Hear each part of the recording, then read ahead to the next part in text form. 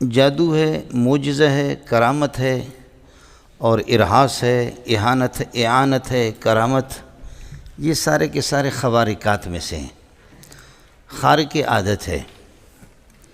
البتہ جادو اور سحر میں یہ ہوتا ہے کہ ترتب الامور الغریبۃ علی الاسباب الخفیۃ بدون استمداد من اللہ۔ ترتب الامور الغریبۃ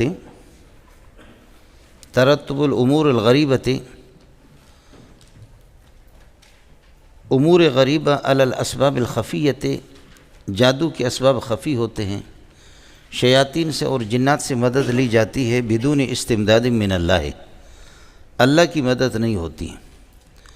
جادو کو ٹھکانے پر لگانے والے جنات ہی ہوتے ہیں، جنات اس کو ٹھکانے پر لگا لیتے ہیں، یہ جادو ہے۔ اور عام حالات کے اندر یہ ہے کہ ظاہر ہے کہ جادو کو استعمال کرنا بالاتفاق یہ تو کفر ہے، لیکن سیکھنا جادو بعض صورتوں کے اندر جائز ہے، خاص طور پر اپنے دفاع کے لیے کہ مسلمانوں پر کوئی جادو کرے، اس کی دفاع کے لیے یا اپنی ذات سے دفاع کے لیے سیکھنے کی اس کو اجازت ہے کسی صورت میں۔ بلکہ بعض صورتوں کے اندر جیسے کہ جھوٹ ہے، جھوٹ فی نفسی ہی حرام ہے، لیکن بعض صورتوں کے اندر وہ جائز نہیں بلکہ واجب ہو جاتا ہے۔ ماشاءاللہ آپ سچے ہیں، بہت سچے۔ وہ اس طریقہ پر یہ ہے کہ اب کچھ لوگ آ گئے مجھے قتل کرنے کے لیے، وہ 100% مجھے ڈھونڈ رہے ہیں قتل کرنے کے لیے، آپ کو پتہ بھی ہے۔ میں یہاں اپنے مہمان خانے میں ہوں اور وہ آ کر کے آپ سے پوچھتے ہیں کہ مولانا کہاں ہے، آپ کو اس کا علم ہے؟ تو آپ کہتے کہ سچ اگر کہتا ہوں تو، اگر سچ کہتے ہیں تو ان کو قتل کیا جائے گا، اور جھوٹ بولتے ہیں تو ہم جھوٹے ثابت ہو جائیں گے، اور آپ نے چونکہ سنا ہے الصدق ینجی والکذب یہلک، لہذا سچ بولو۔ آپ کہتے ہیں ادھر ہی کمرے میں ہیں۔ تو اس قسم کے جھوٹ کی جس میں میری ہلاکت ہو اور تباہی ہو، اس قسم کی سچائی جس میں میری تباہی ہو، اس سچائی سے، اس قسم کے 1000 سچائیوں سے جھوٹ بہتر ہے۔ دروغ مصلحت آمیز جھوٹ بہتر ہے اس سچائی سے کہ جو فتنہ انگیز ہو، سمجھے؟ وہ بہتر ہے اس سچائی سے کہ جو فتنہ انگیز ہو۔ ایسی صورت میں مہربانی کرو اپنی بزرگی کو اپنے ساتھ رکھو۔ جیسے تبلیغی کو کسی نے اٹھا کر کے ڈھیلا مارا، مشرک بدعتی کوئی ڈھیلا مارا، اب تبلیغی جو نے ڈھیلا اٹھا کر اس کے پیچھے پڑ گیا، وہ بھاگ گیا کہ تبلیغی مجھے ڈھیلا مارے گا، میری خیر نہیں، اتنا لمبا چڑھیں گا۔ کہتے بھائی اللہ کے لیے میں مار نہیں رہا ہوں، صبر کرو، یہ پوچھ رہا ہوں کہ یہ پاک تھا یا پلید تھا جو آپ نے مجھے مارا؟ اگر پاک تھا تو پھر میں ٹھیک ہے اسی طرح، اور اگر پلید تھا تو اپنے کپڑوں کو تو دھو نا کم از کم۔ تو اس قسم کی بھی بعض ہر جگہ بزرگی یا کھجور کا دانہ کہیں آپ کو مل گیا، 1 دانہ 2 دانہ پڑے ہوئی ہیں، لیکن آپ متقی ہے مسجد میں مسجد کی لاؤڈ اسپیکر میں اعلان کرے اللہ کے بندوں کچھ کھجوریں ملی ہے، اللہ کے بندوں کچھ کھجوریں ملی ہے، اگر کسی کی ہوں نشانی بتا کر کے وہ لے جائیں، سمجھے؟ اور یہ میرے حلق سے جا نہیں رہے ہیں، تو یہ حیضہ لگتا ہے سچائی کا اور بزرگی کا، اس کو اپنے جیب میں رکھو، سمجھ رہی میں ہے کہ نہیں؟ اس قسم کی بزرگی نہیں چاہیے۔ عرض یہ کر رہا تھا کہ بعض صورتوں کی تعلیم، جادو کی تعلیم، اس بنیاد پر کہ جادو اور معجزے میں فرق کیا ہے، اس بنیاد پر اس کی تعلیم کی اجازت بھی ہے، اور اس بنیاد پر بھی اس کی تعلیم و تعلم کی اجازت ہے کہ اپنے آپ سے یا مسلمانوں سے دفع سحر کہہ رہے ہیں، اور اس میں بھی اجازت ہے کہ جب مسلمانوں پر جادوگری ہو رہی ہو اور کوئی اور صورت نہیں ہے تو جادو کا سیکھنا لازم اور ضروری ہوگا کہ آپ ان سے دفاع کریں، سمجھ رہی میں ہے کہ نہیں؟ یہ ہوتا ہے۔ اور یہ بھی سمجھے کہ بعض صورتوں کے اندر کہ مسحور جادو شدہ جس پر جادو ہو گیا ہے اس کا علاج کوئی نہیں، علماء کے پاس نہیں ہے، عاملین کے پاس نہیں ہے۔ مسحور جادو جس پر ہو چکا ہے اس کو اب کسی جادوگر سے آپ علاج کرا سکتے ہیں شرعاً، جبکہ کوئی متبادل اس کا نہیں ہے۔ یہ اس موقع پر ہماری کمزوریاں ہو ہے کہ اللہ کے ساتھ ہمارا تعلق مضبوط نہیں ہے، جب نہیں ہے تو ظاہر ہے کہ جادو تو اپنا اثر تو دکھائے گا۔ پرانے اکابرین پر یہ جادو وغیرہ اس کا کوئی اثر نہیں ہوتا تھا، لیکن اب یہ ہے کہ ہم لوگ چونکہ عملیات کے اندر اور معمولات کے اندر بہت کمزور ہے، اللہ کے ساتھ ہمارا تعلق نہیں ہے۔ بہرحال میں نے عرض کیا کہ السحر هو ترتب الامور الغریبۃ علی الاسباب الخفیۃ بدون استمداد من اللہ سے مدد نہیں لی جاتی ہے، بلکہ وہ امور خفیہ غریبہ ہوتے ہیں، اسباب خفیہ، ان پر سحر کی بنیاد ہوتی ہے۔ یہاں ایک بات آپ سے عرض کروں، شاید آگے میں بات عرض نہ کر سکوں۔ اس موقع پر حضرت اقدس امام جساس رحمۃ اللہ علیہ نے لکھا ہے کہ رسول پاک پر جادو نہیں ہوا ہے، اور یہ جو لوگ کہہ رہے کہ جادو ہوا، معوذتین آ گیا، آپ نے یہ کیا، یہ سب جھوٹ ہے، اور آپ پر جادو نہیں ہوا۔ اور یہ بخاری کی جتنی بھی روایتیں اس قسم کی، یہ روایتیں موضوع ہے۔ سبحان اللہ، ضعیف بھی نہیں کہا بلکہ موضوع کہا۔ موضوع کیوں ہے؟ اس بنیاد پر وہ کہتے ہیں کہ کافر بھی کہتے ہیں ان تتبعون الا رجلا مسحورا، تم لوگ پیروی کرتے ہوئے ایک ایسی شخصیت کی جس پر جادو ہو گیا، جادو سے عاصف زدہ ہے۔ تو کافر بھی نبی کو کہتے مسحور، اور ہم لوگ مسلمان بھی کہہ دے کہ ہمارے نبی پر سحر ہو گیا، جادو ہو گیا، تو پھر مسلمانوں میں اور یہ ہے کہ کافروں میں کیا فرق ہوگا؟ اعتراض آپ کو سمجھ میں آ گیا؟ اس لیے کہ قرآن بار بار کہہ رہا ہے ان تتبعون الا رجلا مسحورا، تم لوگ پیروی کرتے ہوئے ایک ایسی شخصیت کی، ایسے انسان کی کہ جس پر جادو ہو چکا ہے۔ تو کافر بھی ہمارے نبی کو مسحور کہہ دیں، اور ہم خود اعتراف کریں کہ ہمارے نبی پر سحر ہو گیا ہے، جادو ہو چکا ہے، تو پھر ہم میں اور کافروں میں کوئی فرق نہیں رہے گا۔ آپ کو مسئلہ سمجھ میں آ گیا؟ لیکن جمہور کی رائے یہ ہے کہ نہیں، جمہور بخاری کی روایتیں بالکل اپنی جگہ پر صحیح ہے، اور معوذتین کا نزول تواتر کے ساتھ اللہ آپ کا بھلا کرے اسی سلسلے میں ہوا ہے۔ اب ہم میں اور کافروں میں فرق کیا ہے؟ تو فرق سمجھو۔ نبی پر جادو ہوا جنگ میں اور میدان جنگ میں نبی کا دانت شہید ہو سکتا ہے، یہ نبوت کے منافی نہیں ہے۔ نبی کو بخار ہوتا ہے، نبی کو سردی لگتی ہے، یہ نبوت کے منافی نہیں ہے، اور نبی پریشان ہوتا ہے، یہ نبوت کے منافی نہیں ہے۔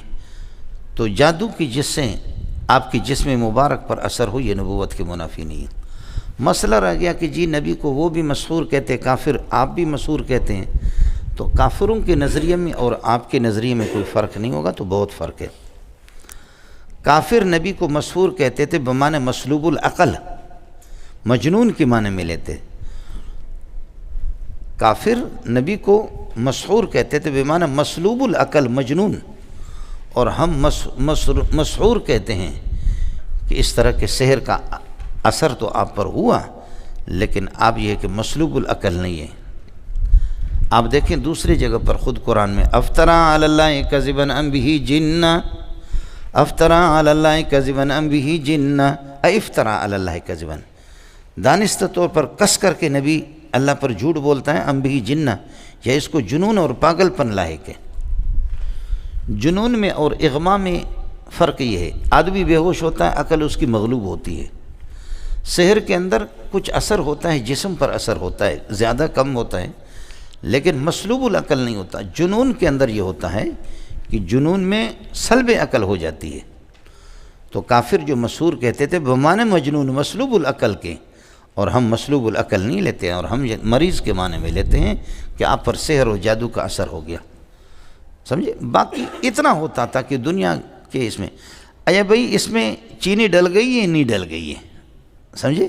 یہ آپ کو شک ہوتا تھا کہ اس میں چینی ڈلا ہوا ہے یا نہیں ڈلا ہوا، یہ جو شربت ہے، سمجھ رہی میں ہے کہ نہیں؟ باقی نمازوں کے بارے میں کہ میں نے ظہر کی نماز پڑھی یا نہیں پڑھی، میں نے عصر کی نماز پڑھی یا نہیں پڑھی، آپ سمجھ رہے ہیں؟ ظہر کی نماز میں نے پڑھی یا نہیں پڑھی، یا عصر کی نماز میں نے پڑھی یا نہیں پڑھی، فلاں آیت نازل ہوگی یا نہیں ہوگی، کہاں پر نازل ہوگی؟ دینیات کے بارے میں نبی کو کبھی بھی شک نہیں ہوا۔ یہ خطیبوں کا اضافہ ہے کہ میں نے نماز پڑھی نہیں پڑھی، یہ آیت کس طریقے پر یہ ہے۔ دینیات میں نبی پر کبھی بھی کوئی اثر نہیں ہوا۔ جادو کا اثر جسم مبارک پر ہوا، جسمانی طور پر آپ کو تکلیف تھی، اور وہ جیسے کہ لبید بن عاصم یہودی کی بیٹیوں نے ہو گیا۔ خلاصہ یہ نکلا کہ حضرت کا یہ اپنا تفرد ہے، حضرت ابو بکر جساس رحمۃ اللہ علیہ کا اپنا تفرد ہے، سمجھے؟ اور حضرت اللہ آپ کا بھلا کر یہ ہے کہ فرعیات کے اندر حنفی ہے، لیکن اعتقادیات میں آپ کو حنفی کہنا ذرا مشکل ہے، سمجھے؟ میں وہ الفاظ کہہ نہیں سکتا، البتہ احکام القرآن جساس کو آپ دیکھیں گے، اس جگہ کو اس نے سرے سے بخاری کی روایت کو موضوع قرار دیا، اور لا تدرک الابصار وہو یدرک الابصار وإذ ناظرۃ الی ربها ناظرہ، وہ رویت باری تعالیٰ یوم القیامت کے قائل نہیں ہے کہ اللہ کی زیارت قیامت کے دن ہوگی، تو اس وجہ سے یہ ان کے تفردات ہیں۔ البتہ بعض لوگ لکھتے ہیں کہ حضرت اقدس نے یعنی معتزلی تھے، اور بعض لکھتے ہیں کہ آخری دنوں میں انہوں نے اور علامہ زمخشری نے ان لوگوں نے توبہ کیا، آخری دنوں میں اپنی زندگی کے آخری ایام میں انہوں نے توبہ کیا۔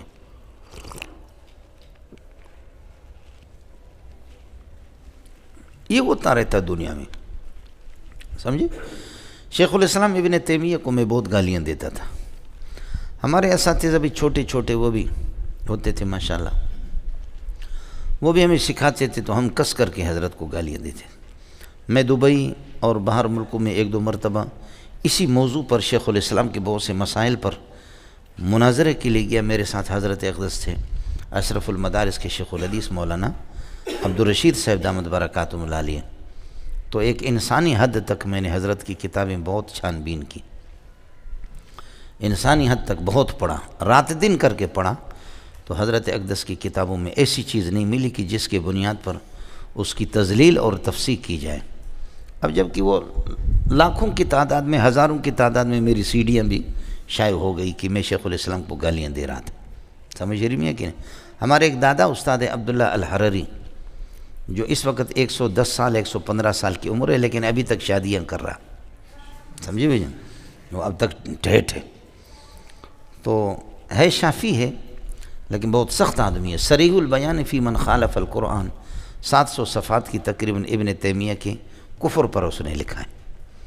الزلالۃ کہ المقالۃ سنیہ سنیہ فی زلالت ابن تیمیہ، یہ بھی اس نے لکھے۔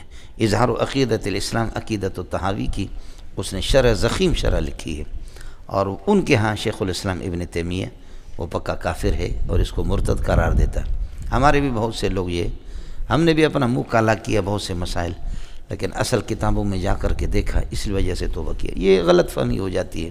میں آپ کو بتا دیا کہ ہمارے عظیم دوست ہے غریب مولانا محمد طیب صاحب کشمیری سبیل مسجد کے امام، تو میں نے سنا تھا کسی بزرگ سے کہ بھائی یہ حضرت عیسیٰ علیہ السلام کی حیات کے قائل نہیں، عیسیٰ علیہ السلام کی نزول من السماء کے قائل نہیں، تو مولانا طیب تو میرے دوست ہے، لیکن میں نے کس کر کے اس پر کفر کا فتویٰ لگایا۔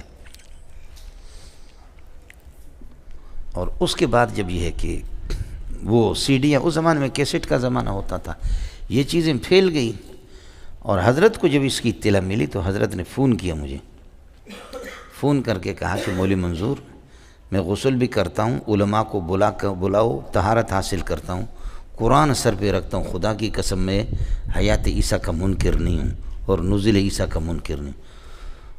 تو میں نے کہا فلاں کتاب میں جو مضمون ہے وہ آپ نے داخل کیا؟ کہا کہ وہ میں نے داخل نہیں کیا، مولانا اسحاق سندیلوی صاحب، ان کی کتاب دینی نفسیات میں نے یہ مضمون داخل نہیں کیا ہے، اس کے داخل کرنے والے کچھ اور بڑے مولوی ہیں، لیکن جب ٹکر ہوگا تو ان کے منہ پہ میں ماروں گا، پھر میں ظاہر کروں گا، ابھی میں ظاہر نہیں کرتا۔ یہ تحریفات کن لوگوں نے کی ہے، سمجھے؟ آدمی کو غلط فہمی ہوتی ہے۔ میں نے کہا یار میں نے تو آپ کو کافر قرار تو دیا ہے